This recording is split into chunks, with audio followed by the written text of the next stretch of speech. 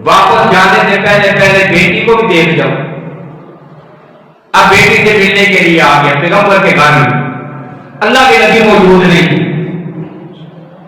दरवाजा खटखटाया सैयदा उम्मे हबीबा का बेटी का, पता चला वालिद आया है। इतने अरसे के बाद वालिद आ गया सामने। क्या तबीयत होती है इंसान की, बाप है उधर बेटी है, इतने अरसे के बाद मिले। अब दरवाजा खोला, अंदर ले गए, चारपाई पे बैठने लगे। बेटी ने बाजू से पकड़ के अबू सुफियान को रोक दिया, नहीं अभी नहीं। क्यों? अब होता क्या है कि बाद में वालिद आए तो बेटी कहती है ठहरिए अबू जान, वो दौड़ के जाती है, बिस्तर उठा के लाती है, नीचे बिछाती है, सराहने लाके रखती है, तकिए लाके रखती है, यही होता है।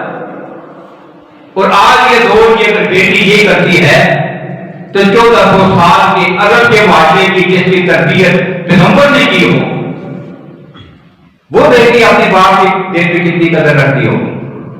उन लोगों का तो मुकाबला ही नहीं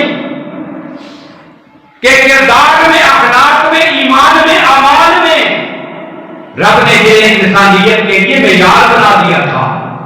लेकिन यहां क्या हुआ, बेटी ने रोक लिया कि नहीं अभी ना बैठे। क्यों?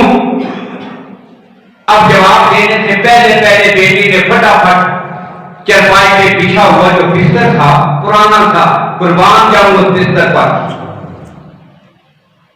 सारी कायनात की अजमतें उस पुरानी सी चटाई पर कुर्बान जाएं कि जो चरपाई पे बिछा था वो मेरे पैगंबर का बिस्तर था। बंद कर दिया, तय किया, उठाया, अंदर से जाकर रख दिया, तुम्हारे आप बैठे। अब बाप ने सवाल किया, बेटी जब बाप आता है तो बेटियां बिस्तर बिछाया करती हैं, बिछे हुए बिस्तर उठाती नहीं, तुझे क्या हो गया था? तो सैयदा उम्मे हबीबा की ईमान की कैफियत देखिए, कहते हैं ये गैर दिन ईमान थे, इससे भी बड़ा ईमान का इलाज में कोई नहीं है।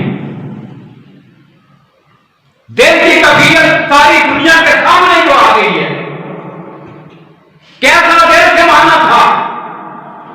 कहा कि बेशक आप मेरे वालिद हैं, लेकिन नबी का आपने मेरे नबी का कलमा नहीं पढ़ा।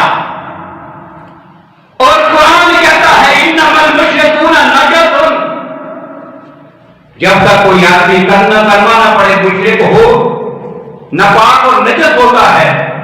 ये मेरे पैगंबर का पाक बिस्तर है, मैं तुझे पैगंबर के बिस्तर पे इस हालत में कभी नहीं बैठने देती।